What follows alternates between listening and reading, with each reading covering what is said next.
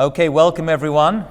So we're going to take a deep dive into our parsha. Lots to discuss because we are about to embark on a journey out of Israel, outside of Israel, and we're about to see the creation of all the shvatim, all the tribes that were created, interestingly, outside of Israel and made their way into Israel. That can't be a coincidence, can it?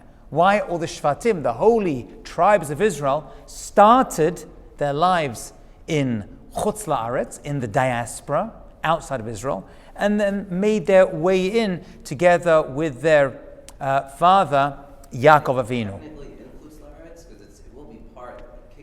Okay, so you're right. I mean, where they were, Haran, is that will at some point in the future be included in Kedusha Aretz? Maybe. But at this point, it definitely wasn't. There's no doubt about that, right? When Yaakov has to flee from his twin brother, Esav, okay, he has to really prepare for this outside Israel journey. So let's have a look. So first of all, it says, V'yetze Yaakov Be'er-Sheva, he leaves Beer-Sheva, which is in the south of Israel. V'yelech Harana, and he goes to Haran. Haran is where his family lives. Now, he was directed there by his mother Rivka, because she wanted him to, first of all, leave. And on a deeper level, we're going to see that Yaakov is going to represent Galot. If he can survive exile, his descendants are going to survive exile as well, Galot. That's us.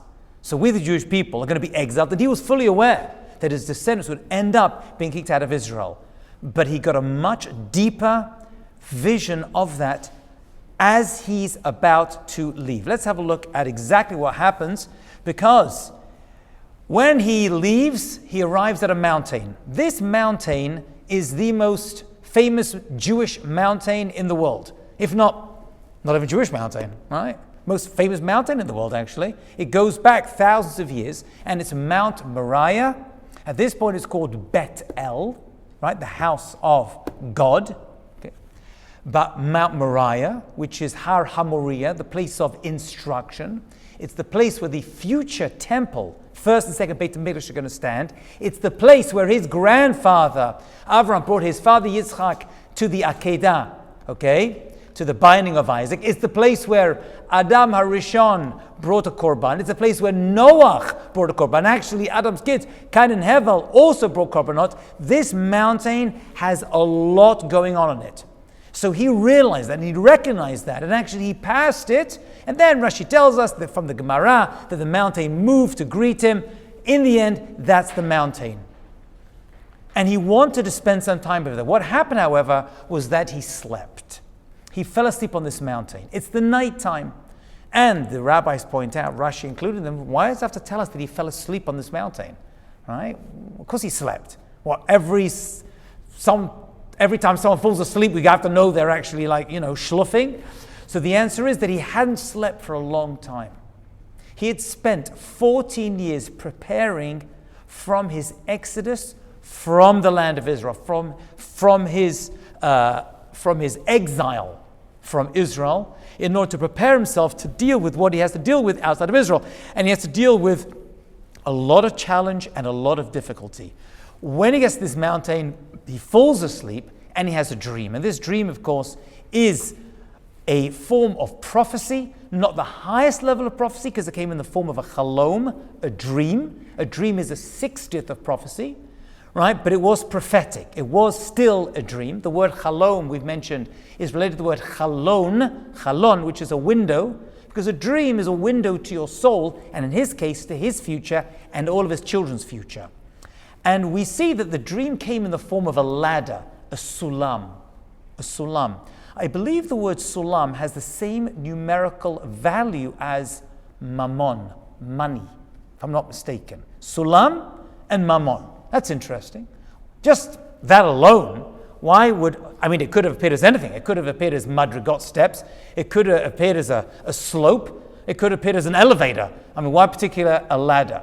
So ladders are difficult to climb and pretty easy to slide down as well. Same with money. Money can take a lot of effort to build and to create, but as we say, it can fall away quickly as well. There's a certain element, because it's on this diagonal shape, that it's a difficult thing to gather, but something that can be lost as well. So he has this prophetic information. Connected to this, however, is that while in exile, he's going to make a lot of money. He's become extremely wealthy and return to the land of Israel with this money. That's worth mentioning. I think I've mentioned before, but I'll say it again. There are two brachot in the Amidah and the Shemona Esrei that are put next to each other very purposefully. Actually, all of them are put next to each other purposefully. They're all in exact perfect order.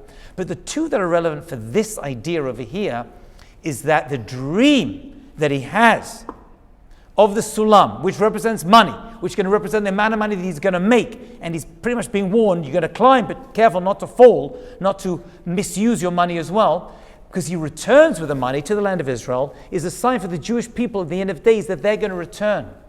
His descendants will also return, just like him, to the land of Israel with a lot of money to build up the land of Israel. To build up the land of Israel. And that is why the two brachot in the Amidah and the Shemona Esrei, which are put next to each other, are Baruch Aleinu or Barachenu. That is the blessing we make to pray to Hashem for sufficient parnasah. And the one afterwards is Takah b'shofar. God should sound the shofar, that is the shofar of the Geula, of Mashiach's arrival. So right before Mashiach comes, we're going to see a lot of wealth and money that are connected, and that one money is actually going to concentrate outside of Israel. The Jewish people are going to make it outside, and their job and mission is to invest and to bring it in to the Holy Land of Israel. That is why those two brachot are put next to each other in the Shemona Esrei, in the Amidah. Okay, so that's where he is. And he sees there are angels going up and going down. Very, very famous idea. Olim v'yoridim. And there's a famous question that Rashi brings down. Why does Jacob see angels going up and going down? Olim v'yoridim. Angels start in heaven. They should be going down and up. Very famous question. What's the answer to that question? Well, Rashi tells us, based on the Gemara, that the angels were with him. They accompany him. And they're in Israel with him. And he's about to leave Israel. So there's a change of guard. Because there are Israel angels that are, I'm going to assume, at a higher level, because there are different levels of angels. We spoke about that before. We know that Gabriel, for example, is a very, very strong angel, but Michael is above him. He answers to him. So even Malachim, there's a hierarchy, even in the angelic beings that come to protect us and make things happen in this world. So the Israeli angels leave, so that's the going up, and the new angels come down. Beautiful idea. Except there's a problem, which is, he's not leaving Israel yet. Where is he right now? He's on a mountain. He's in Yerushalayim. He's in the middle of Eretz Yisrael. It's in the belly button, the tabor, right there in the middle. So why exactly are they leaving? Why is there a change of guard? Let them wait till he gets to the border of Israel. Which, a very beautiful and powerful answer comes from this one question, which is, although he's in Israel, he knows he's leaving. And his direction is towards Chutz La'aretz. If that's your direction, that's where you're going, that's where you are right now. So although he hadn't left yet, in his mind, he's going to leave. And if he's going to leave, in his mind, it's as though he has left, and the angels came and changed guard. I always like to point out when I say this beautiful idea, that the same must be true in reverse. And that is, if you're outside of Israel, but you're looking towards going to Israel and say, that's where I want to be, but I'm here in Galut, in exile, but one day I want to be in part of the Geula. I want Mashiach to come and return me to the land of Israel, if not before. That's where your mind is. Wherever your mind is, that's where you are. Where your mind is where you are right now. He just had it in the reverse on the leaving. Which is why, by the way, a little side point, but it's a little halachic, and it comes to Yom Kippur. On Yom Kippur, we welcome in Yom Kippur, right? And we say the words of the Shema, Baruch Shem Kavod Malchus Olam, loudly, because we are like angels. And the angels say that verse loudly, so we say it loudly as well. But we haven't done anything. We just walked into synagogue, right? We haven't hardly said a single word. It's the beginning of Yom Kippur, and we scream out Baruch Shem Kavod Malchus Olam. And then after Yom Kippur, when we finish all the teshuvah and all the fasting and all the rest of it, we whisper it again. It's the wrong way around. What's the answer? Same idea, said the rabbis. Although Yom Kippur has just begun and your stomach is full and you haven't done teshuvah yet, it's as though you have, because that's what you're facing. But the end afterwards, once it's all finished, you whisper it again because it's done already. The teshuvah's passed, but now your head is in the bagels and the lox and all the other stuff. Yeah. Why did you sleep on a stone? Very, very good. My next piece. With the angels? Thank you so much. Very good. So I was actually going to mention that. I'm pleased you brought it up. What's this whole thing with sleeping on a stone? No one likes to sleep on stones. He didn't have to. He could have taken a garment, wrapped it up and slept on it. Well, what's the story first of all? So we know that he turned up on this mountain. He fell asleep after 14 years of not having a good night's sleep. And he has a good night's sleep, which he wakes up regretting. We'll see in a second. He shouldn't have, but he did actually regret falling asleep because he realized it was actually a very holy place. Although he knew it was a holy place, right? Because he knew what happened on this mountain many times before. But there was a new realization that came to him during this sleep in this dream. And I'm going to get to that in 1 second. But I want to talk about the stones. You mentioned the stones. So when Yaakov turns up at this mountain, we know that there were 12 stones. And he made them into a barrier around his head. And he put the 12 stones there. And the Midrash says something unbelievable, and the Rishonim mention it, which is these stones started to argue with each other and said, I want him to sleep on my head, I want to sleep on my head, and they have a big fight with each other, and then they all locked into one stone, and he put his head down on one stone. That is what the commentators tell us based upon this stone. And it's based upon the fact that it's mentioned in the plural and then in the singular. So what exactly is this all about? Stones. And by the way, what does it even mean that stones speak and argue and quarrel? So just as a general theme, whenever we see inanimate objects mentioned in the Gemara or Midrash talking, it can mean a couple of things. Number one, if a stone could speak, this is what it would say. That's one opinion. Stones don't speak. Mountains don't speak. But we see it many times. Stars don't speak, but many times you'll see the cloud, the sun, the moon, they speak. It doesn't mean they speak. It means if they could, this is what they would say. Right? So this is one idea. Whenever it talks about animals speaking, this is what it means. Another opinion is no. There is a spiritual being that is connected to everything in this world, a malach, an angel, to every blade of grass.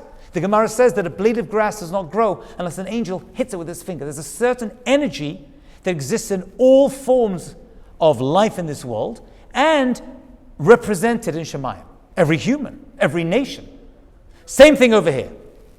So these angels are arguing on behalf of these stones. Okay. So what do these stones represent? There's a lot written on it, but I read something today which is in my head, I'm going to tell you. And it goes like, then why do they unite? So the simple understanding is they represent the 12 tribes that have come out of Yaakov, which haven't come out yet, because he's not married yet.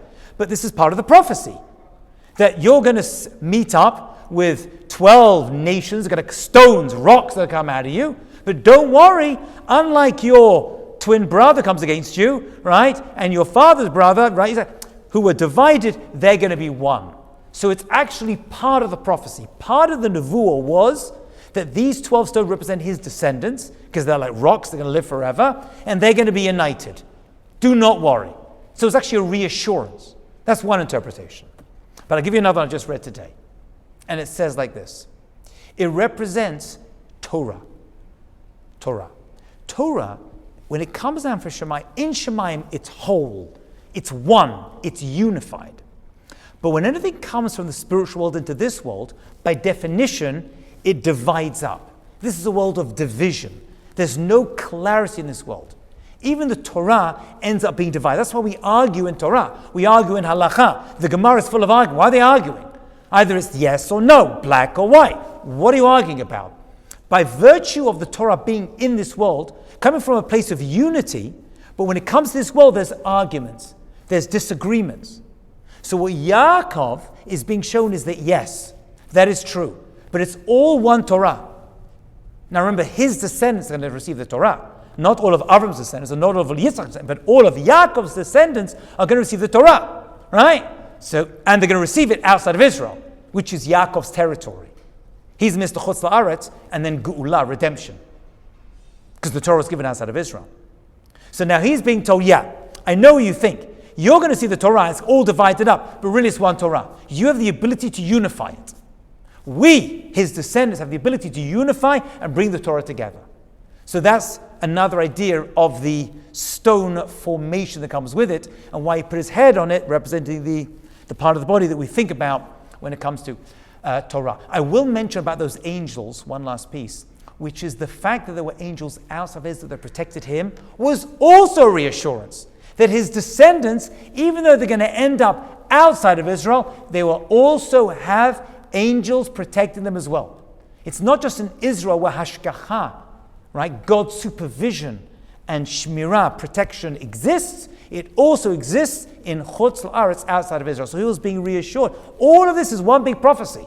The whole story. The whole story.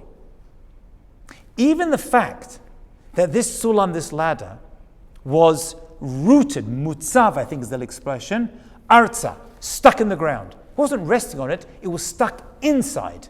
So even if the ladder were to move, it's still, parts of it are still in the ground. So he's being told that no matter what happens, you're always going to be rooted here in the land of Israel. You're never going to be completely, your people, your descendants are never going to be completely uprooted. There's never been a time in history, never in a time of history, where the Jewish people haven't had part of the nation in the land of Israel. Always. Always. And they're always going to make their way back. I must say something interesting. I just had a guy come to me for Shabbat lunch. Single guy, nice kid, 32-year-old guy. And we're sitting there and we're talking during lunch. And I said, you have conversations with the guys. And he goes, my parents are making Aliyah from England this week. I said, Mazal Tov. Very, very good. And I said, so, where are your siblings? And he starts to list where his siblings are.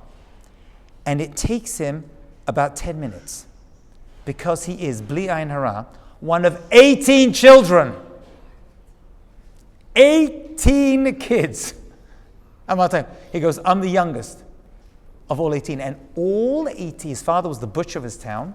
And all 18 came out religious. All of them are married except him. I think he's the last one. He's looking for a shidduch. He kept mentioning it. His father puts on a Zoom call every single week, Erev Shabbat, for a couple of minutes with the entire family. So they get together so he can give a Devar Torah, so they all can discuss it over Shabbat. And they're all over the world, but many of them went back to Israel. And he's making Aliyah this week. Imagine that. What? Nachat. And but there's no twins. Although Ali, stick a couple of twins, maybe a few triplets, a little bit of Yaakov and stick them together. No. And he said to me, I want my family, my home to be just like my parents' home. Those are his exact words. Can you imagine that? Wow. Okay. But there are Jewish people. Their power to be successful and to build your families in Chutz La'aretz and to go back to the land of Israel is rooted in Yaakov Avinu. He was the trailblazer when it came to this. Okay, you had 12, right? Maybe more. But the 12 that we know about, they all go back. They all go back. Mamash. It's unbelievable. It's unbelievable.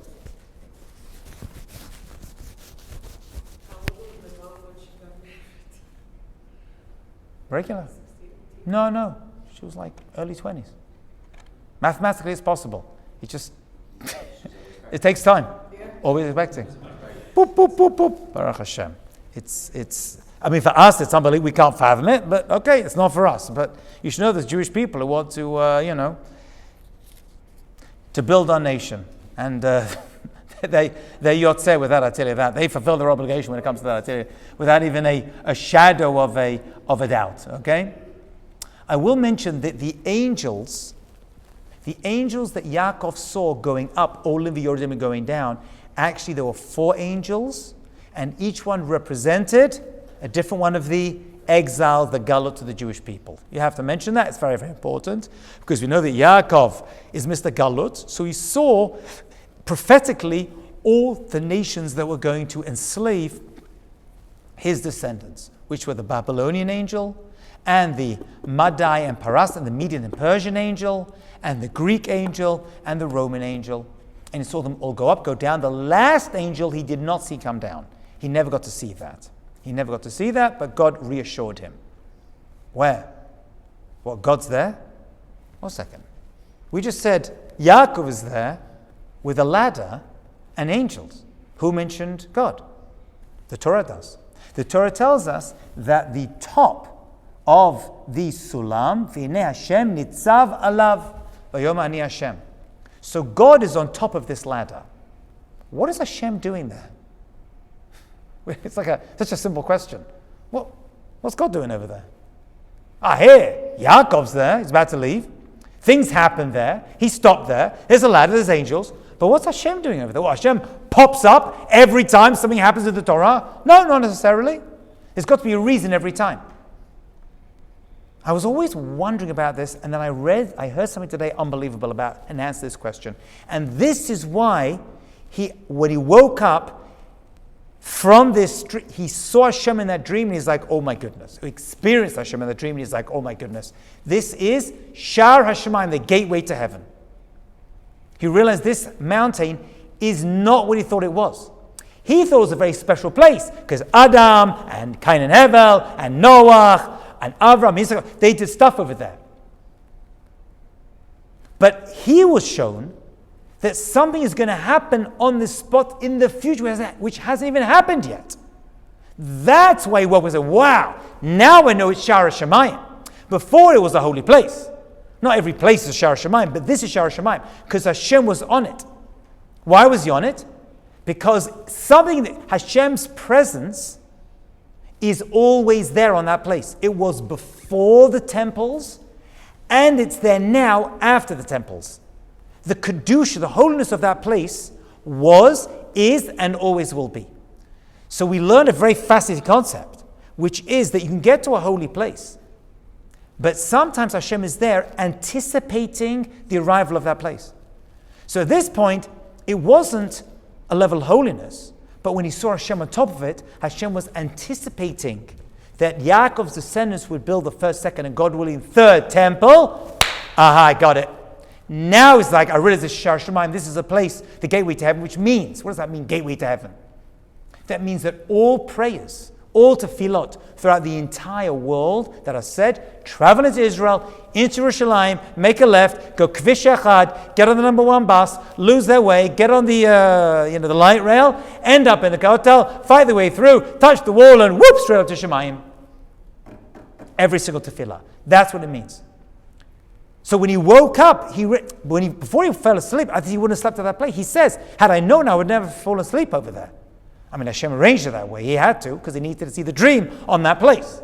But that's what it was going about. So the power of that place goes back to creation. And Hashem has been waiting in that place. That means Hashem is waiting there right now, because the Shekhinah never leaves the Beit. The Shekhinah left Har Sinai. Har Sinai we don't care about as a mountain, because nothing happened over there besides the giving of the Torah, and then we left. But this place, all the tefillot, all the actions that took place on it makes it holy, and that's why in the future it merits to have the first, second temple, and God willing the third temple built by Mashiach as well. That's the key. That's why he wakes up and freaks out. Suddenly it all makes sense. Okay? So Yaakov leaves that place and he goes to Chutz La'aretz together with his English, French, Russian, German, whatever they are, angels, and off he goes, and he arrives in Haran, right, the place of his uncle, his mother's brother, Lavan. Now Lavan, we know, is a particularly evil person, right, a real trickster. Actually, there's a clue to this, because what happens is, usually when bad people exist, they're either influencing the people around them negatively, or they are being influenced by the people around them as well negatively. So we should be able to see some evidence of Lavan the trickster already existing in this place. And it's a very unusual place. And I never realized this until maybe like 15 years ago. My Rosh Yeshiva pointed out something fascinating to me, just to show you the caliber of the people who were there, which was very, very low. So what is that? So he gets to a well, a be'er, Pia be'er. He gets to a well, And he sees the shepherds with their sheep lying around it. So he's like, what are you guys doing? It's time to get to work. Why are you sitting around? So like, we have to wait for more shepherds to come because there's a big stone, there's a big even, ma'al pia be'er, on the mouth of this well. So what are they waiting for? So they're waiting for more people to come and take the stone off the well. Can I ask you a question? Why is there a stone in the well? Why is there a stone in the well? And whatever reason is, why is it so big that it needs a bunch of shepherds to take it off? Is that a fair question? So I always thought, I don't know, keep the animals out, make sure no one falls in. Okay, but it has to be that big? You have to wait for 4 or 5 shepherds to schlep it off? You know what this means? They were all a bunch of crooks. They couldn't trust one person to take the stone off and put it back on. So basically it's like a safe with 5 keys, because the well is a source of water.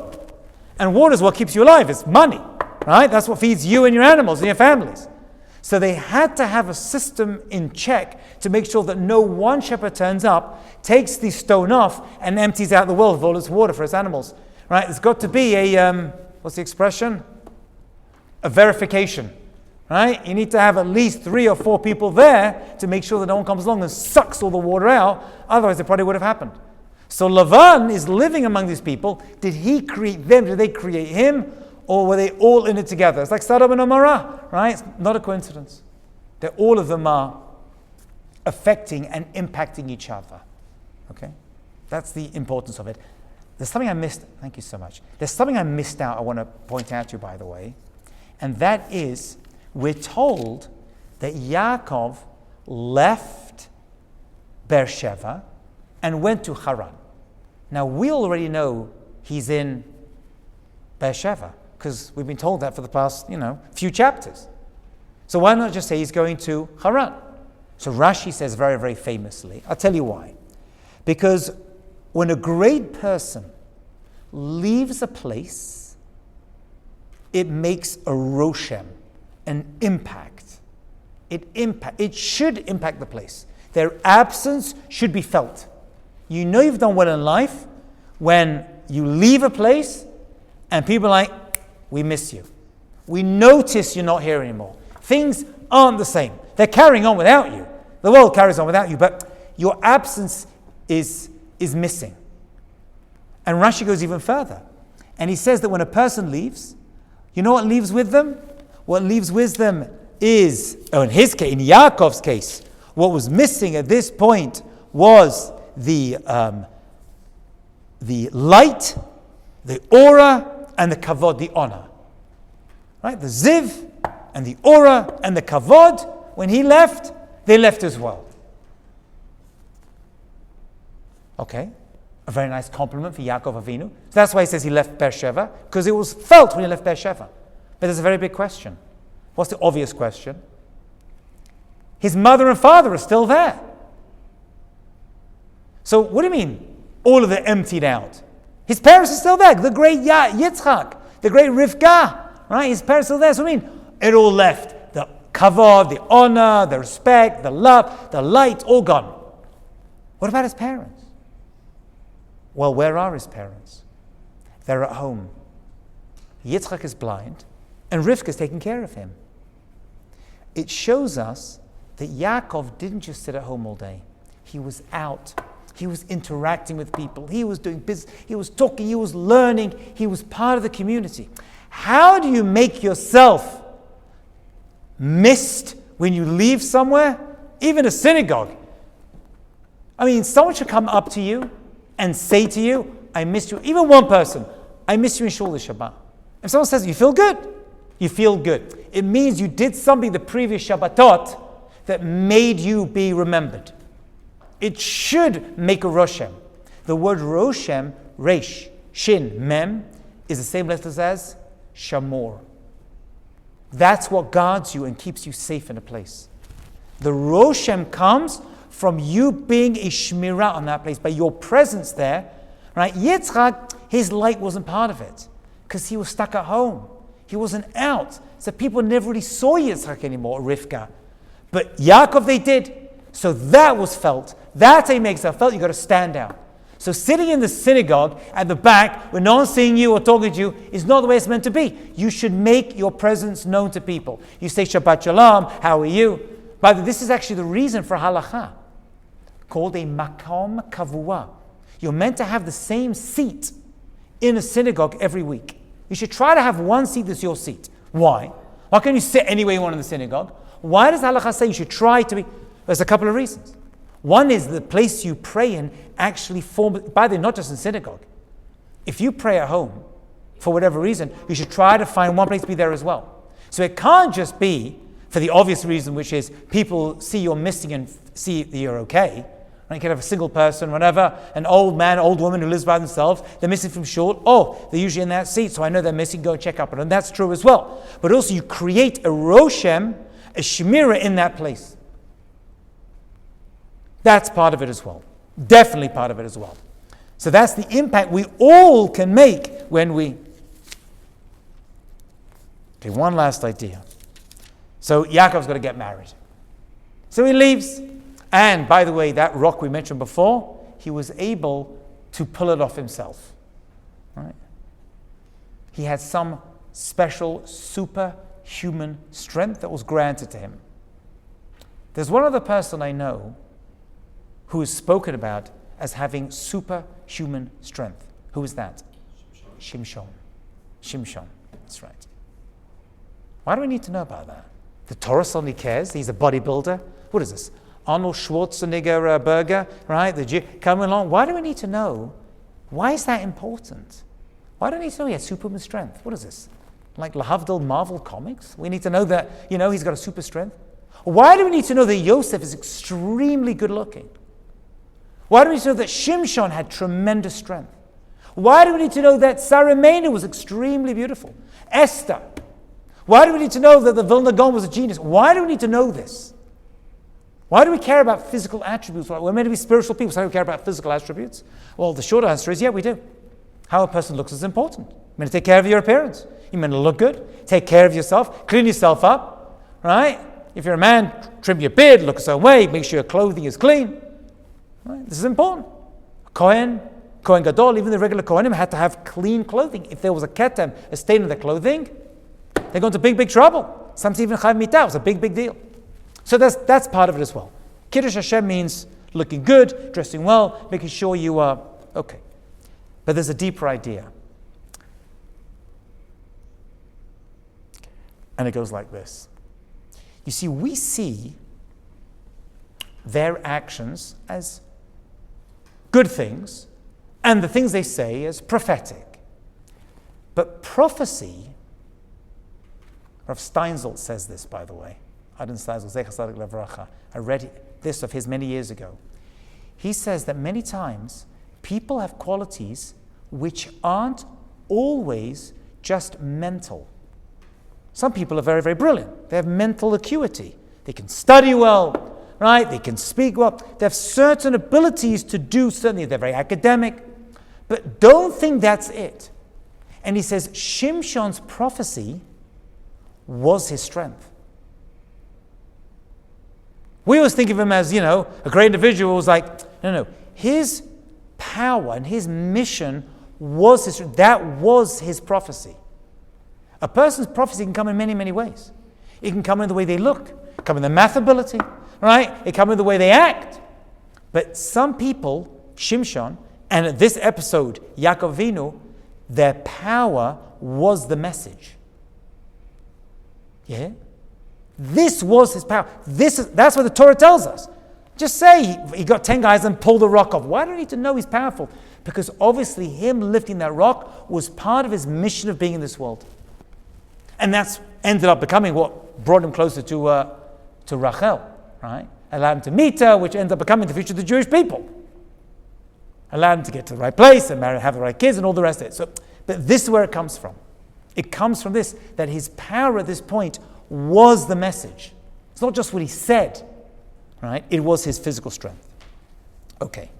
So we know he gets together with Lavan, and Lavan is a trickster because he's surrounded by them, and he decides that he wants to marry Rachel, and Lavan says, we don't have that custom over here, right? The older sister goes first, that's the custom of the place, and he tricks him, right? Famous story, right? He says, you can marry Rachel, and he does the old switcheroo, and Rachel buys into it, and she gives a certain code. There was a code that Rachel gave Leah, right? Which was the special code that Yaakov and her had decided before, knowing full well that Lavan was going to do something like this.